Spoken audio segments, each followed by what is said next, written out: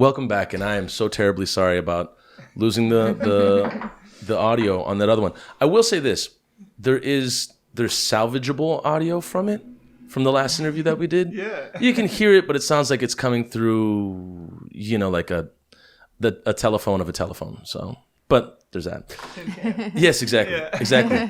So I'll just get and feel free to pass the mic back and forth. We'll just get started. From the beginning, and I won't dwell too long in Los Angeles as we did last time, because let's not. Still hurts. No. Well, it's still, Los Angeles is still too soon. But going back to the beginning, so and we didn't really get into this in the beginning. So, and Caitlin, because the mic's closest to you, I want to ask you. So, how did you get into arts in the beginning? Did you start out in music or did you start out in theater? I started off in music. Okay. Basically just singing in the shower until my sisters would bang on the door and tell me to stop. Yeah. And I knew that I wanted to be a singer, since I was little, and decided to kind of go after that when I found out I was terrible at sports. It really inspired me to go after music even more. So I did that in high school. And through that, kind of made my way into musical theater and acting on stage, and then decided to pursue that in college. I went for opera and got a degree in that. So again, a lot of music, classical training, but also a lot of stage work as well. And then I graduated and joined a rock band. There you go. Whenever I would see a musical at my high school, I would just get this really intense jealousy, and I'd be like, I want to do that. There was this drive to want to do it. I don't know if you ever felt that, but were you ever inspired by seeing a particular musical? Were you like, I want to be singing in the rain? I want to do that. Well, my mom was very good about always having classical music and show tunes around the house. Yeah. And we grew up watching Rodgers and Hammerstein. Okay. And so I absolutely wanted to be Shirley Jones. Okay. She was it for me. Carousel, Music Man, Oklahoma. Wow. That was it. That was what I wanted. And then when I was really little, I also had the opportunity to go see it's just community theater. And it was The King and I. And I absolutely fell in love with it. I got to meet some of the actors afterwards, and it was this huge starstruck moment for this little 5 or 6 year old. And it was that's what I want. That's great. What about you, Elliot? Did it start out with music or theater for you?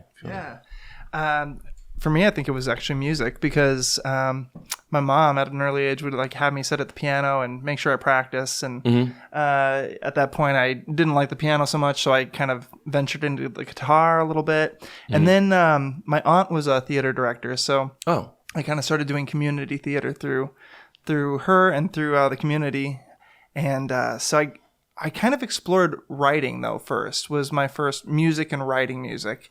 And I wanted to adapt writing for just pop songs to the stage. Okay. So I spent some time in the stage as well, writing for musical theater. Okay. And where was this at? Was this in South Dakota?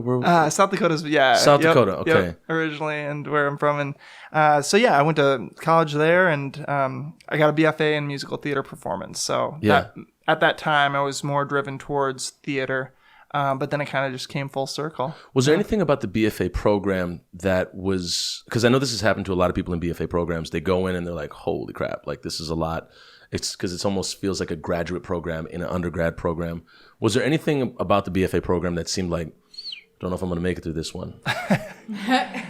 I mean, yeah, lots of stuff. I was studying composition as a minor alongside my theater degree. So for me, composition and music theory was probably the hardest thing. Just the technicality of music. It was, for whatever reason, really challenging. And I'd sit for 3-4 hours a night going over my material, trying to solve these problems, and just being super frustrated. And then after 2 or 3 years of music theory, it finally clicked. And I just started thinking in that way, which I think helped me develop music in a more well-rounded way. And And also, in theater, you have to think of a character. You have to think of, what would this character be saying? Why would they be saying it? What's the intention of what they're saying? Mm-hmm. And what are they hiding? Yeah. And so you graduate from the BFA program. And then what's after that? Then I took a trip to the Twin Cities and kind of liked it here. And I made a bit of I thought for a while I'd go out to New York or LA right away, but I spent 3 or 4 years here.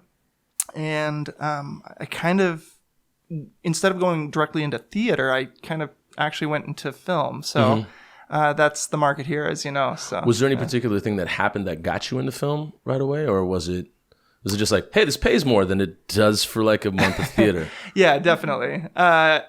And also, I took a few acting classes for film when I was in school. So I already had kind of been auditioning for the camera and learning the techniques of that in college. And so I think for me, it felt more natural. Okay. And I liked the fact that you know, as a trained theater actor, you have to just deliver. I mean, there's no wiggle room. Like, So it's like when you're on, you're on. But I kind of like the process of, hey, let's go back, let's try it again, let's try different things. Yeah. I could find ways of emoting in different areas. And I like that part of it. I like the process of filmmaking. And then for you, Caitlin, once you got out of, you were in Iowa, correct? Yes. Was it Des Moines or Iowa City? Iowa City, even better. So once you got out of Iowa City, you graduated high school or college? Both. Okay. Yeah, I grew up there and then went to University of Iowa there. It was kind of my choice. My dad said, "Here's your option. Yeah. Iowa.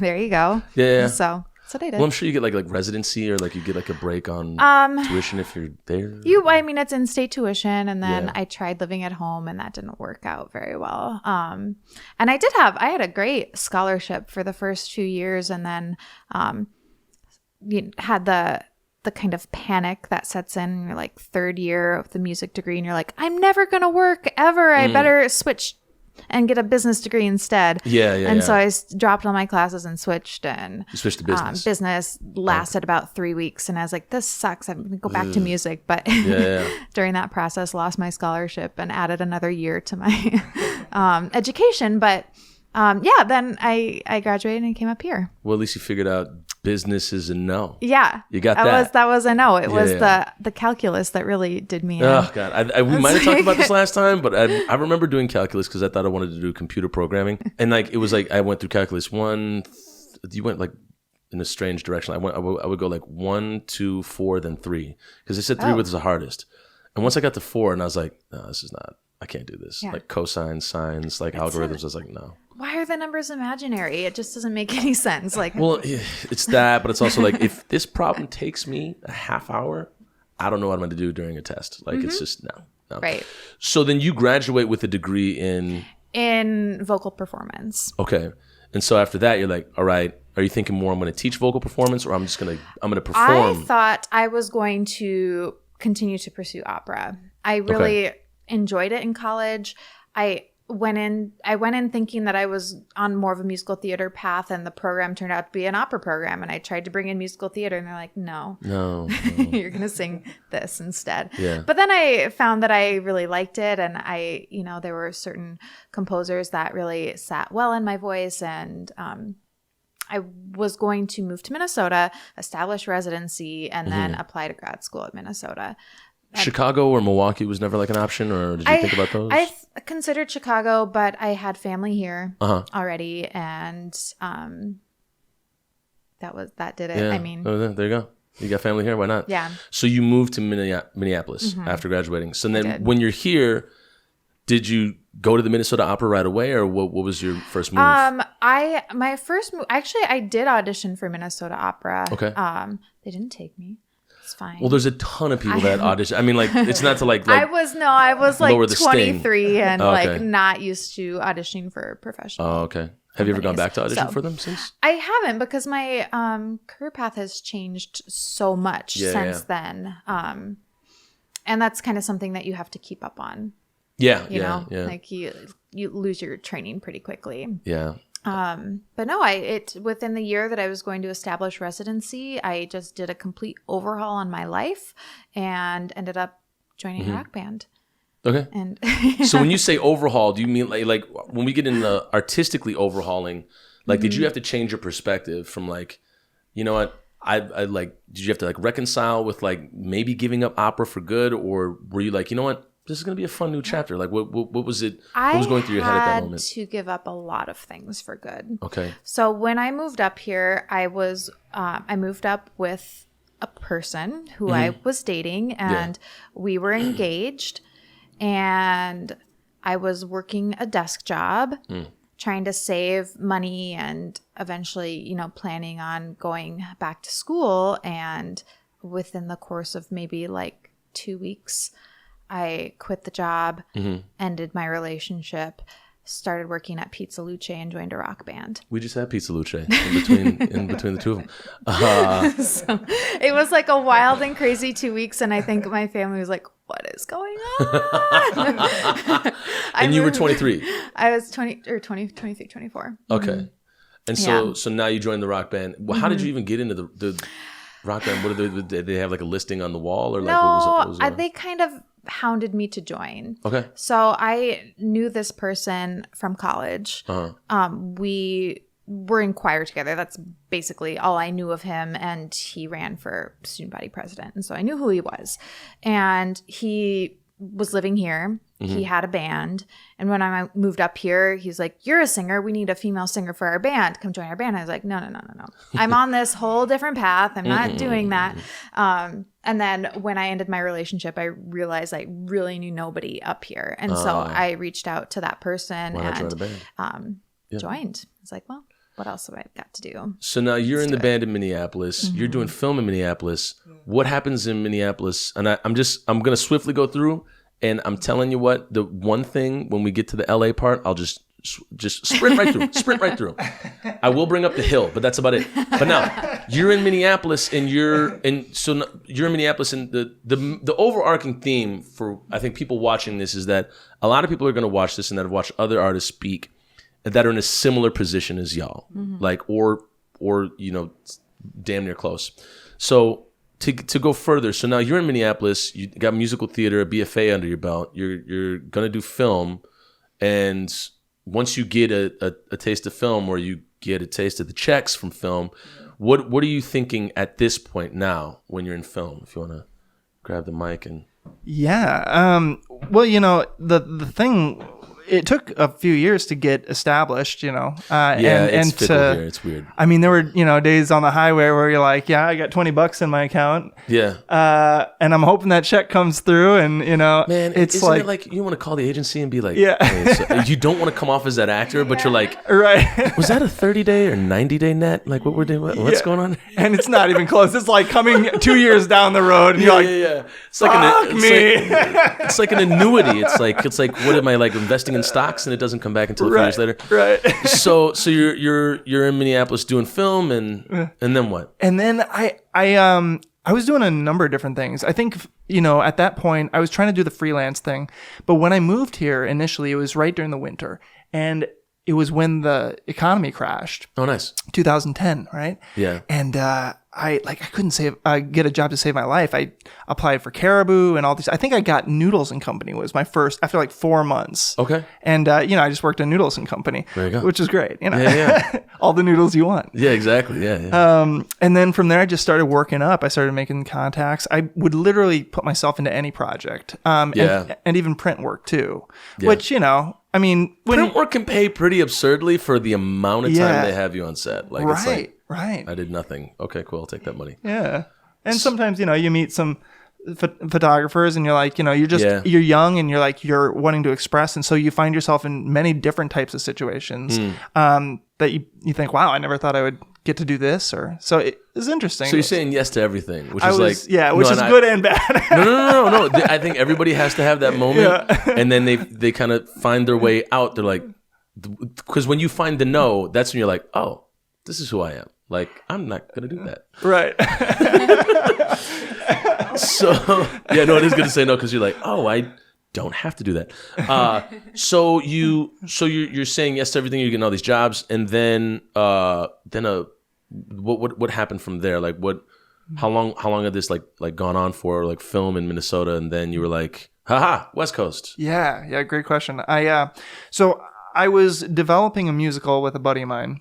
Yeah, I forgot about this. And it was 2012, and at the time I was in a relationship, and she was ready to go out, and I said, "Well, I'm producing this film. We did a few film shorts for it, but it was a musical on stage called The Music Box." And so my buddy moved into this small apartment with me, kind of over in the Longfellow area. Yeah. And so we developed it then, and at that point I was my hands were in everything. You know, I was doing the film. I had a part-time day job. Yeah. I was, still writing music from time to time, but I was really focused on this theater project.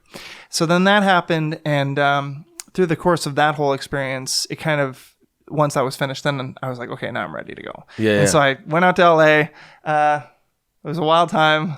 Yeah. Many things. So and we'll get into that a little bit later. So back to you, Caitlin. So you're in Minnesota. You're in a rock band now. Yeah. And how long were you in Minneapolis doing that? And I guess my first thing I think of is like, what were like some of the venues that you and your rock band played at while you were in town? Oh my gosh. I think the first show I ever played was at 400 Bar.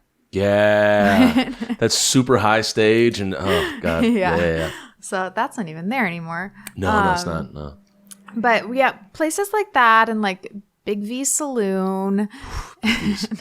So it was a really strange mashup of people. But you were going in places you would have never gone in anyways. Right. Yeah.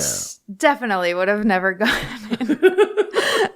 Big V's, I would have never, ever even no, had I not been playing a show there. Yeah. But here we were, these guys doing this almost like post-punk-ish, grunge-ish sort of like rock stuff, and here's me classically trained I'm having a hard time singing with a microphone because I need to hold it all the way over here. And were you still like classically singing in these songs, or were you screaming? I was trying to kind of break that a little bit, but I was really struggling. I didn't know how to sing without vibrato because I trained myself for years to use that, and how to learn music without actually having sheet music. You want me to just improvise a part? No, I can't do that. So I really had to unlearn a lot of things and relearn different things that would probably make my voice teacher just die. But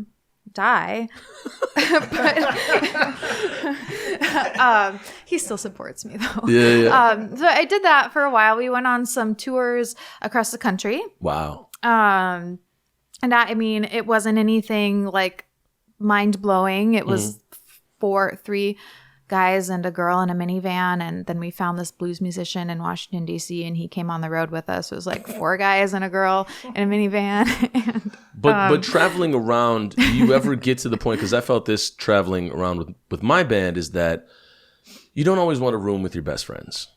And did it ever get tense at some points where it's I need to go to this nearest Caribou by myself? Tucson, it got nobody talked to me. So tense that not only did I quit the band, write an entire album about that time, but I'm working on a feature about that time on the road. Is there a tentative title that we can hear from? It's called Tennessee. Tennessee? Okay. Yeah. All right. Yeah. Trailer coming soon.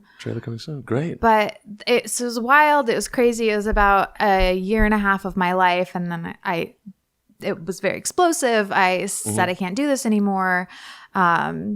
We had wrote an album together. I lost rights to all of the music that I wrote. I had to buy them back, which I did. And then I wrote and produced an album of my own. Okay. And I said, a lot of it had to do with that time when we were all together, the time on the road, and just things I learned from that. And it was a very emotional, angsty sort of project. Yeah. Whatever it was that you gave me last time, I listened to a little bit of it in my car, and I was like, hello. Yeah. Not really reflective of my current style, but that's okay. It was a time. I did that and started working with just some photographer friends to do like promotional material and stuff like that. Mm-hmm. And somebody said to me, I don't know why you're not with an agent. There you go. And I said, what do you even mean? This is Minnesota. What do agents do here? Yeah. So that prompted me to do a little research and ended up signing with an agency in town, got into print and commercial, and then into short film. And then I was hooked. There you go. Yeah. Yeah. So you're now in LA and you came back for a film here. Yes. Where the both of you met. Yes. And somebody killed somebody in the film. Yes. He killed me. You killed Caitlin. Mm-hmm. Okay. So what was the name of the film that the both of you were in? It's called Machination. Machination. Mm-hmm. And so you met on set. We did. And you both were like, just you know, just all of a sudden just into each other, or did you hate each other and then it was like, let's go get coffee? No, I think I can speak for us both when we pretty much felt a connection instantly. It's great. And it was a little bit strange because we both knew he lived there and I lived here. Yeah, I was also dating somebody else from the cast of the film. But also like there's there you go. I didn't know that.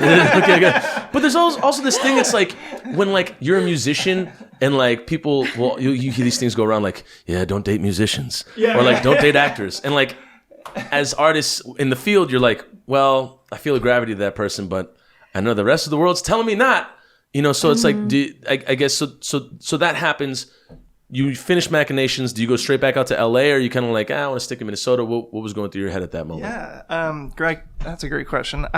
So when Machination kind of came into my life, I was in Puerto Rico with my family, and well, your mother's Puerto Rican. My right? mother's Puerto Rican. Yeah. Okay, cool. And my buddy Michael Thomas Cox, who is the director and producer for the film, he sent me the screenplay, and he sent me some images of he had done some pre-shoots or like pre-auditions, and so he had a list of people, and Kate was one of the people on these the headshot resumes, and I looked at I think he wanted some advice, like, what do you think? And I said, well, this girl looks, I mean, I've never met her, but looks great. She's got a great track record, and not to mention she's pretty beautiful too. So and so I thought nothing more of it, but I then went back to LA, and 2 weeks before shooting began, he calls, he says, dude, I gotta, like, my lead actor dropped out. Can you come do this role? And I said, okay, well, if you fly me out there. So he did. He flew me to Minnesota, and then I think I was on like 2 or 3 hours of sleep. So I got to his place where the meeting was happening that night. I slept for maybe a half hour, and then I woke up. So I'm a little, delirious at this point.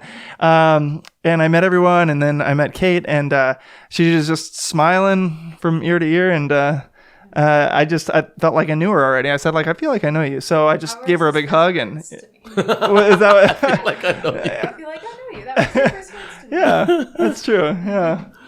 So I think, right away it was this connection that brought us together. So. And then you finish Machinations and you go back out to LA, correct? Yes. Okay. Well, no, I did. I spent a little bit of time back home in Fremont with my family. So. But then you went back out to LA. Yeah. Okay. And so you're out in LA, you're in Minnesota. Yeah. And now what's the grind like out in LA now that you're back out there? Yeah. You've Puerto Rico to Minnesota, back out to LA. Yeah. I mean, the grind in LA is unreal. It's a whole nother animal. From growing up in the Midwest, I mean, it's 24/7. You're just trying to get the next gig to. You had to go back for a gig. I did. Yes. Well, that's good to have a gig back in LA. Yeah. It was for. Do you have the Robin Thicke music video. You were in the Robin Thicke music video? Yeah, I was the lead singer of this band. So they were like, can you put together a band and play this music with Robin Thicke? So like, it was cool because Robin just came right up to the stage. He's like, hey dude, one musician to another. You guys are great. Thanks. And I'm like, Robin Thicke. Can we open up for you? Yeah, right. Oh my goodness. Oh, that's pretty encouraging. Damn. Yeah. So it was cool. And it was fun to get to see that world too, I mean, just that's how it is in LA. You just don't know what's coming around the corner. Yeah. And I was actually out there recently. Because we must have. It must have been early. I don't know, because I was in LA in October, end of October. When was the last interview? The interview we did last time. Was it 2 months ago? It had to be in November. In November, because I had my black coat. I didn't get it until November. I'm gonna find out, because there's no way that I had gone out to Los Angeles before we'd spoken, because I remember hearing your stories, and then when I was out there, I was like, man, this is where it all happened. And I was like, well, I was just like, I've never heard a more vivid picture painted of that city than when I talked to y'all. But that being said, so you're out there, and where were you living at the time?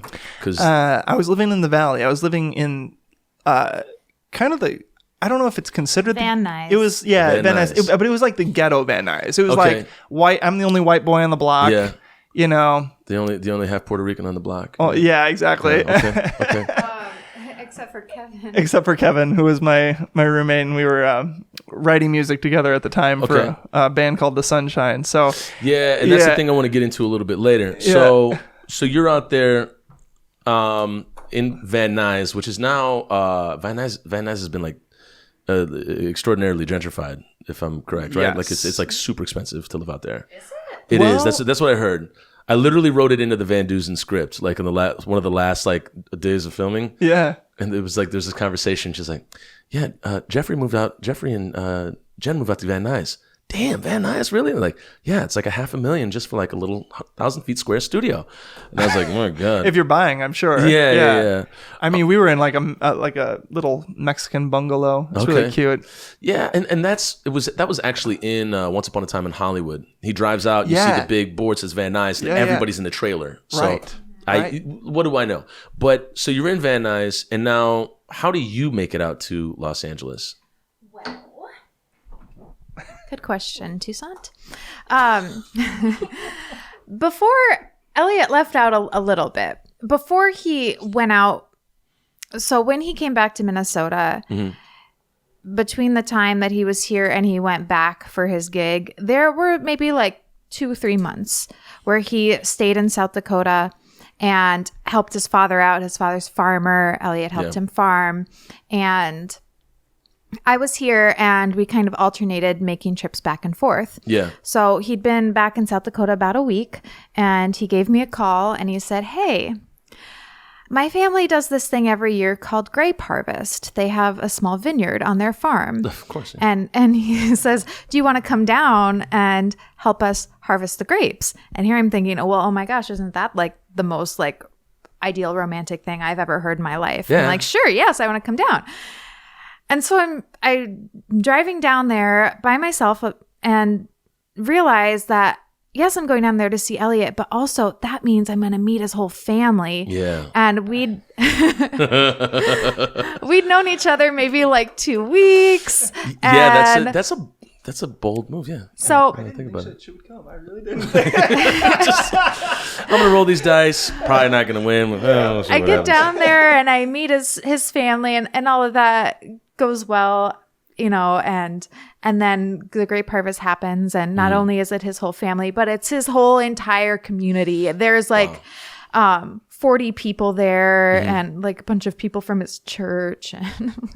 Is this Sioux Falls, or where is this in South Dakota? Freeman, South Dakota. Freeman, okay. So the whole community's there now. So I just kind of jumped right on in. Okay. And survived it.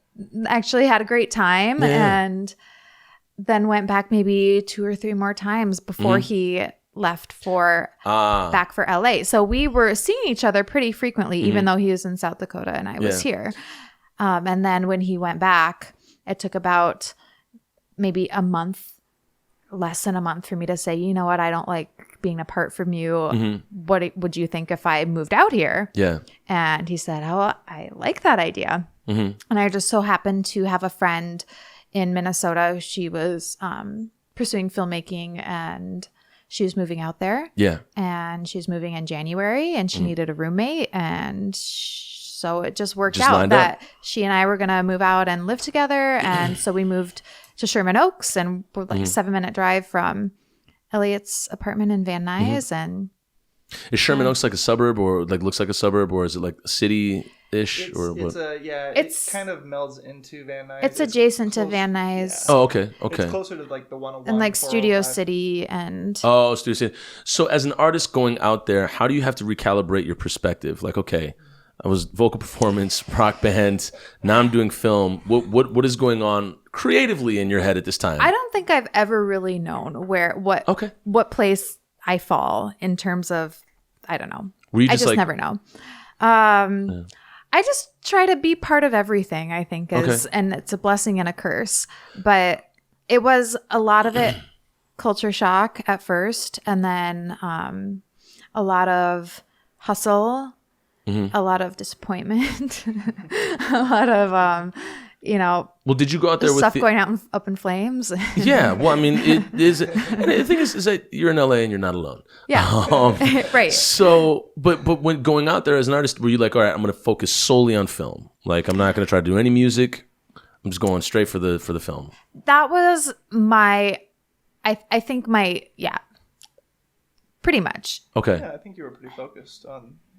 As focused as I could be, because I couldn't really focus on it with all the day-to-day stuff. But that was my intent. Now, the day-to-day, I remember this from the last conversation. The day-to-day was literally you trying to figure out how you were going to get, support yourself financially the next day. Right. Okay. So, how soon did that happen going into Los Angeles? Because I know a lot of people prepare to go. And they're like, hey, I got this. I got the savings. And then they get in and they're like, all right. How long does it last? How long did it last for you before you're like, oh crap, I'm day to day? Not very long. I jumping into it the way that I did not have a lot of savings, and so it was pretty bleak. Elliot introduced me to the wonder that is central casting, and I started doing background work, non-union background work, which, as we know, it doesn't pay hardly anything. Yeah. And so that was the grind for a while. And then I got blacklisted from that. How'd you get blacklisted from that? Because I was sick one day. Oh, that's silly. Like, you didn't show up. I called and I told them, and they said it was fine. It'd be interesting to see how many actors get blacklisted a day from central casting. It was so dumb. And like, you can't work for 30 days. I'm like, great. I can't pay my rent or eat then. So I found a serving job, which was incredibly hard to do because they don't want to hire you if you're an actor. They don't want to hire you if you're not from LA. They don't want to hire you if you don't speak fluent Spanish. And goodness, okay. It's like, okay, well, crap. But my roommate had a serving job and she got me in where she worked. And I'm pretty sure it was for the Romanian mafia. And I got fired pretty quickly into that job. Jeez. I've never been fired from a job, but they fired me. Sick again? Somebody wanted more hours. Oh. And they're like, sorry, bye. Bye. Okay. Well, there it is. All right. Yeah. So that was that. And then things pretty spiraled downward pretty quickly. So back to you, Elliot. You didn't expect her to show up to the grape harvest. Then next thing you know, she's moving out to LA with you. Artistically, how do you even, focus? You have all these things going on outside of your career. How do you then do your career or have anything, focused on things at hand for that? Yeah. I think the way it functioned, at least in that time, is we had a support system. Like, we had a group of people, people that came from Minnesota out here in the film industry, and that we're talking like, Elliot Deviney, Brandon Van Vliet, who else was out there? Ryan Kaiser, and we had like Michael Thomas Cox, Roger, Renee and Houston, and all these people. So we had, and it was within a 10-mile radius. I guess a few of them were in Glendale. We were in Van Nuys, and then people that you meet along the way. So I think for me personally, it was like one of these things. If you were having a bad day, or if you just like had to eat or something, like people, hey, come over, we'll figure it out, So we had this great support system. We were like, the Brotherhood, the sisterhood. We just took care of each other. And do you still have that tie now between those people, or like you see them out in the street in Minnesota and you're like, I was in war with you. You know, like, yeah, sure. I mean, are they back here, or are some of them still out in LA? No, most of them are still out there, actually. Oh wow. Yeah, okay. yeah, that I know. But to be honest, having Kate in my life was a really positive light in my life, because it was tough going at the grind. I remember at the time I was like, I was making some successes, and I was actually getting further in my career than I had ever gotten. But I was also personally, I was like sort of frustrated or angry or something, and I didn't know why. And so, but when Kate came into my life, it was this positive reinforcement that So, and you told me something in the last interview, because you said you were like living out of the car or something. At some point, you were expanding on this dark place, and I asked you, how did you get through that? And you said, your friends. Yeah. And so, just with that in mind, how is that translated? We'll get back to the escape from Los Angeles a little later, but how did that translate to now? Like, do you harken back to that time and how your friends got you through it, creatively, or even just as a human, to now? And how does that translate to now? Or do you hold friendship in a higher light now than you would have before? I mean, definitely. Always treasure the friendships you have, especially the people that are going to stand next to you, no matter what, because that's true friendship. But I think also, it was a really tough time, and to go through all that together, you just don't have that with most relationships. I think that's a very unique thing, and it also can make your relationships with those friends more challenging. Because of that history. Yeah, that familiarity. Yeah. And so now you're both out there. It's tough going. And then look, we're gonna get out of this real quick.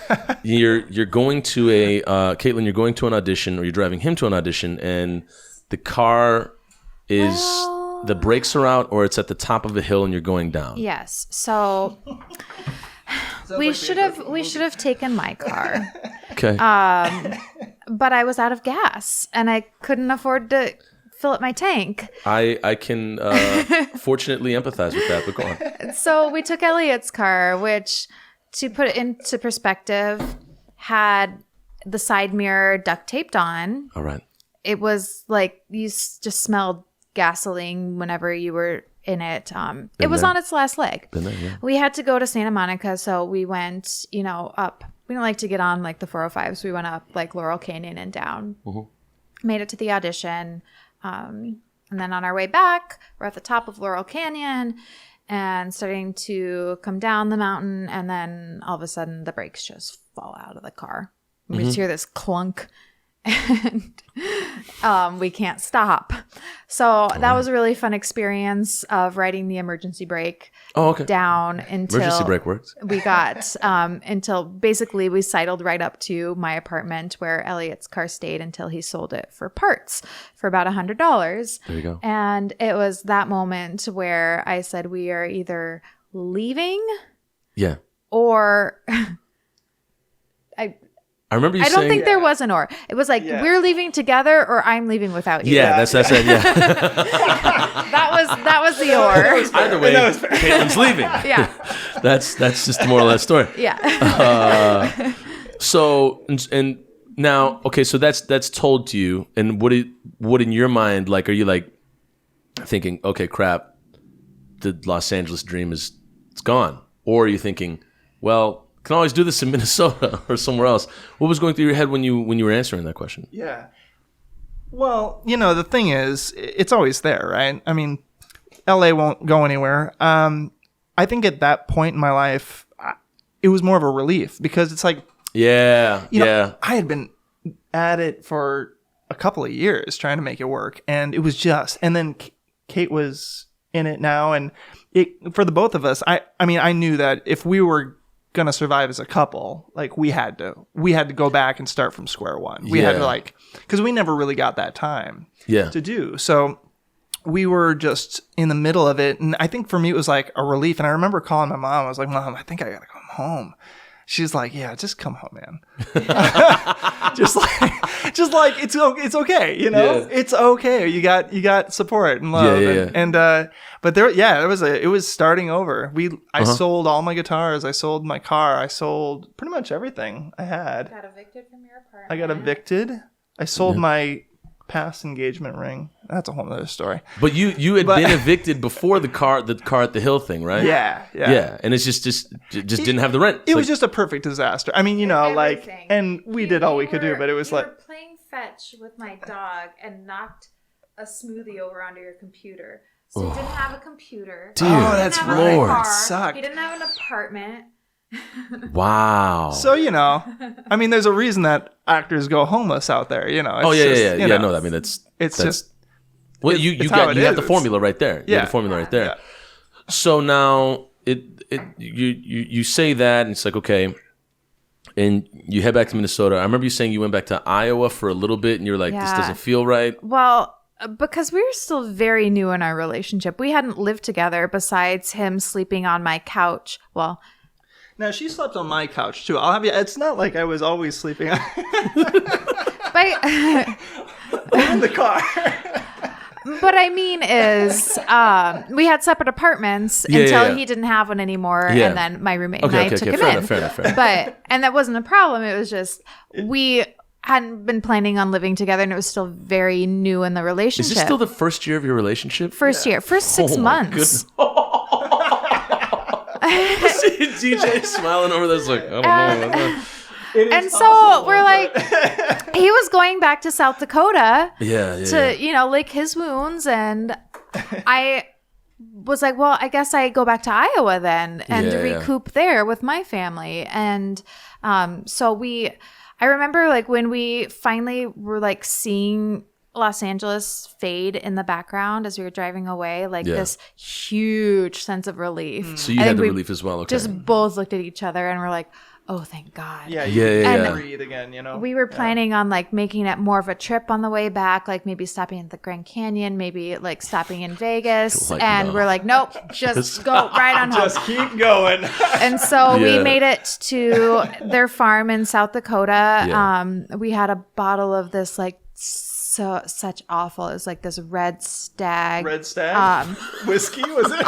You know that like cherry flavored crap. Yeah. We drank the whole bottle. Great.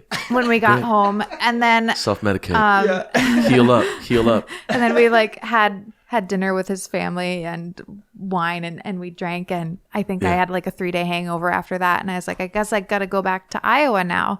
And so I went back to Iowa, and I lasted about a week. I really can't do this. Mm-hmm. And so I came up to Minnesota again. I slept on my friend's couch. And she had 4 kids at home and 2 dogs. And I brought my dog, and I was sleeping on her couch. And I was like, this isn't going to work either. I got a job at Ice House. I went in up to work for a day. Okay. And then I was like, sorry, guys, I got to quit. I can't do this. And so I called Elliot, and I was like, what if I just came to South Dakota? And he's like, sure. And so we lived in his parents' basement for about a month, and then got a place in Sioux Falls. And then you both had gotten a part in Avenue Q. Yes. And you're rehearsing in Sioux Falls. Oh, yes. And then your neighbors started yelling at you? This was the worst winter of my life. Okay. We just fresh out of the Los Angeles stuff, and living in Sioux Falls. I've never like spent time in South Dakota. Sioux Falls is great. It was really, really hard to get work there.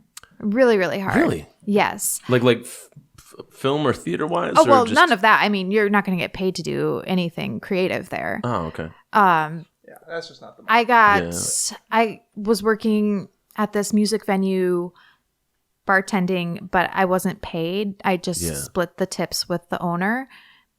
And sometimes I'd like be there for 8 hours and have like $20 to show for it. And she's like, well, you can drink as much beer as you want while you're here. There is a Siberia-ness to Sioux Falls. And I can attest to this because I've been there many times in winter.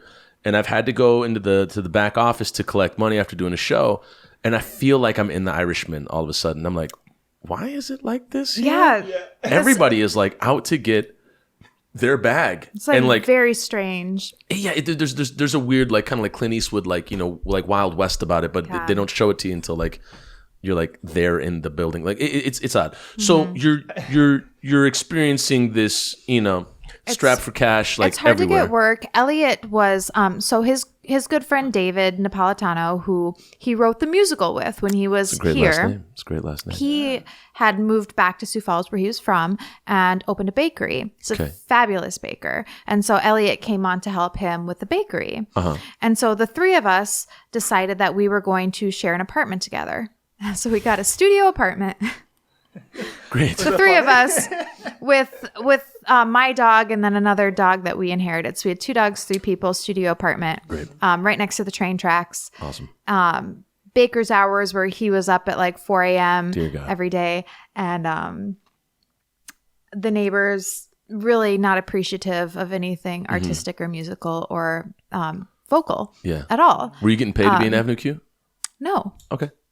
So It was a lot of fun. I bet it was. Well, here's how that happened. I saw this audition. The theater, it's the Orpheum Theater in Sioux Falls, the community theater operates out of there. And it was 2 blocks from where we lived. And I saw something somewhere that they were putting on Avenue Q. And I was like, you know what will really help me just kind of get back into feeling like myself is doing a show, doing something creative. And so I went and auditioned. And I got a call back. And when I was there for my callback, Elliot locked himself out of the apartment. And so he's like texting me, can I come borrow your keys or something? And I'm like, sure, I'm just over at the Orpheum for my callback. And he walks over, gets my keys, and they see him, and somebody recognizes him, and they're like, Elliot, you should be in this show. He gets the freaking lead. Wow. He didn't even audition. He just showed up to my callback to get my keys, and he books the lead in the show. And then I booked Lucy the Slut, which was really fun. Avenue Q. The light you brought to our lives. We're not getting paid for this. We're rehearsing 5 nights a week, learning how to puppeteer, just driving our neighbors absolutely crazy. They would like bang on the floor and like report us to management and things like that. And it was ridiculous. But anyways, it was fun. It was fun. And so how did you escape from LA? Now, how do you escape from Sioux Falls and get to Minnesota? We got very, very lucky that there was a new restaurant opening right across the street from where we lived. And I walked over there when they were doing open, I wanted to say auditions, but that's not right. Interviews? Yes, open interviews. And I got a bartending job. Nice. And I'd just done like event bartending before that, but they were like, nope, it's fine. You'll be fine. And so I started making really good money there. Right. I was like, can we bring my boyfriend in as a server? And they're like, yeah, sure. And so Elliot started serving there, and literally all we had to do was walk across the street, go make money, walk home. I thought you were going to tell me that the second he walked in, they were like, well, let's make him a bartender too. Let's just make him manager. Yeah, exactly. That seems like his luck. So you make money at this restaurant. Yeah. You obviously build up enough that you're like, hey, we can go to the Twin Cities again. So you come to the Twin Cities. What year was that? 2015. Yeah, 15? Yeah, 15. 2015. Yeah. So when I did that thing with you, that was like a few years after you had like moved here. Yeah. Okay. Yeah. So you moved here in 2015, and then Elliot, back to you. How did you? At what point did y'all get married?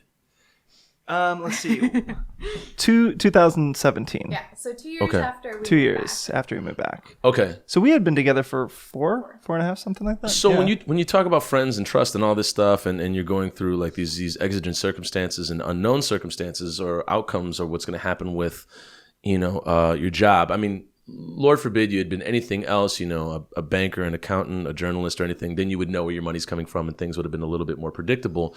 But because you're an artist and you're going through all these, valleys and, peaks, at what point do you say like, okay, legal partner, let's go do this? Like, did you kind of know from like the get-go in Los Angeles, or because creatively, when you go through fire with somebody, there's something that happens. And like they say, like Minnesota has like the highest per capita of people in choirs. And so when you sing with people, you build up oxytocin, you build up distrust and whatnot.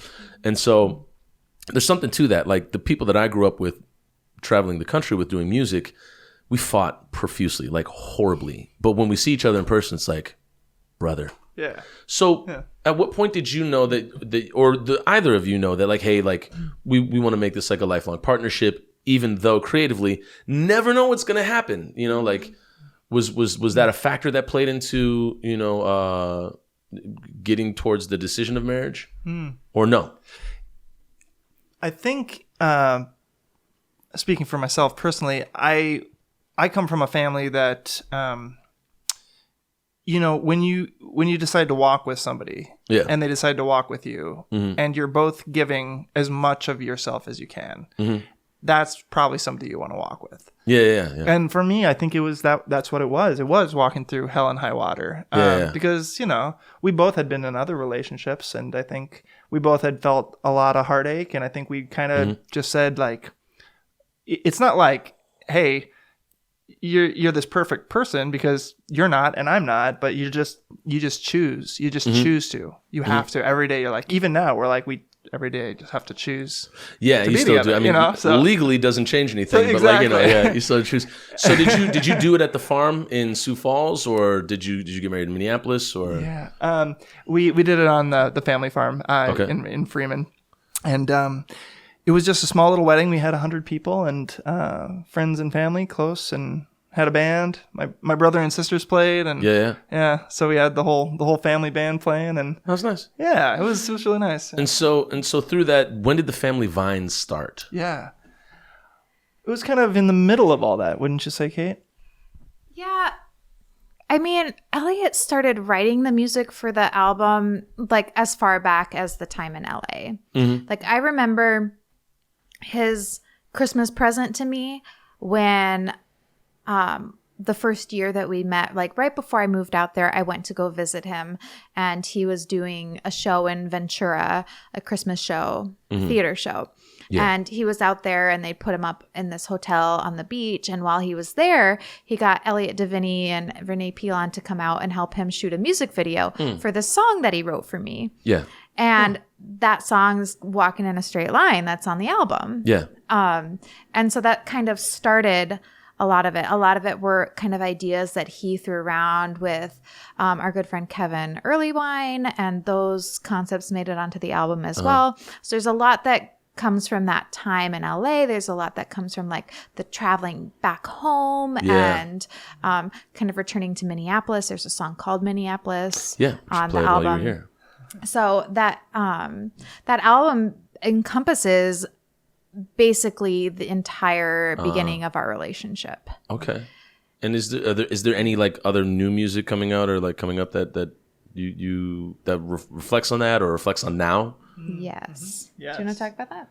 Yeah, definitely. We've been in the studio over the last year or so, and we're working out a few singles, but it's going to be part of a bigger like EP.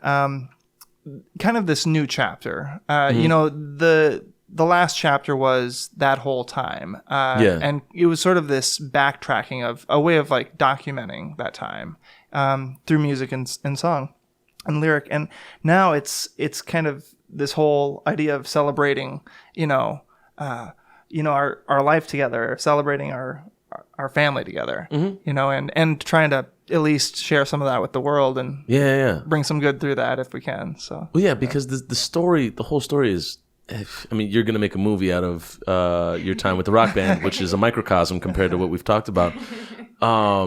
So, and now reflecting on all that you've gone through, like as actors and musicians now, how do you take everything that you've gone through before then and translate it to now? Can you read a set like once you're on set? Can you tell like what an audition is going to be once you're there, or do you like apply for any musical theater at all here in town? Yeah.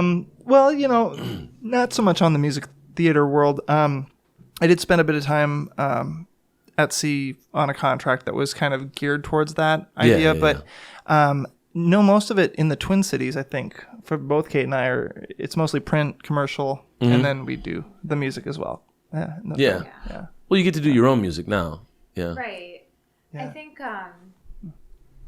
with musical theater, as probably most people know, it's such a tricky thing because such a huge time commitment, and a lot of times you just have to do it because you really, really want to, and you don't get a lot of compensation for it. And for us, or at least for myself, it's always been figuring out what that survival job is going to be. And usually it falls into service industry, which is my nights and my weekends. And so it kind of makes it impossible or very, very hard to be part of a production. And I think you get out of that scene for long enough and you're kind of starting at square one again. So are you back in the service industry?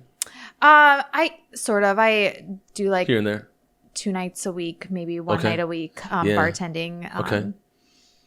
But I think that survival job. You do. It's just keep you rolling along. Right? Yeah. Something that you can count on. Helps. Yeah. And everybody's like always hiring in Minneapolis. It feels like, Yeah. Do you have like a service industry job as well? Well, yeah, I used to. I used to work at this speakeasy called Vieux Carré. Okay. That went out of business. Yeah, it went out of business. Okay. So after I got back from the cruise lines, I now applied to a job called the St. Paul Hotel. And so I work as a driver and a chauffeur and a concierge. Like, nobody knows what the St. Paul Hotel is. Yeah. This little place. This little place. Yeah. Not a lot of people do. And so unless you're like really familiar with St. Paul, like you get down to Kincaid's, you get down to, I didn't know that the Loon took over where Great Waters. Where Great Waters is. Yeah. I went to go see Pride and Prejudice and walked out and I was like, oh, the Loon. So wrapping up real quickly, what is it that you want moving forward artistically for your careers after all this, all this hullabaloo and run around? Well, that's a good question. I think that's kind of where we are, aren't we, Kate? Yeah, just kind of figuring out the next step here. Yeah, that's been on our minds a lot lately, and I think it's a little bit different for both of us, although we do like have collaborative things that we're working on. Yeah. But for me, my biggest project moving forward is turning this Tennessee screenplay into an actual project. Working on the trailer right now, and really excited about that. Pursuing film more than anything else. And I think for Elliot, it is that he's coming on to help me produce and act in that project. Well, I look forward to that. That looks like a lot of fun. It's also for Elliot, I think, pursuing music a little bit more and that side of things. Yeah. So we're still like working together and crossing paths and things like that artistically, but also kind of establishing who we are as individual artists a little bit more than we have. Yeah. And now you luckily have the time to right now. And I look forward to seeing what happens with it and as it transforms and all that. And I look forward to come seeing a live show. So I have not been to a Family Vines live show. Yeah. So I know that the both of you are super busy and you got, you're everywhere. You're everywhere. To get the two of you in the same place at one time is very, it's very, I'm grateful for it. So thank you so much for the time and energy. Well, thank you. And this audio will hopefully not be compromised, and we'll see you sooner than later. Yeah. Cheers. Yes. Thanks for that. Yeah. What kind? Yeah. DJ. Yeah.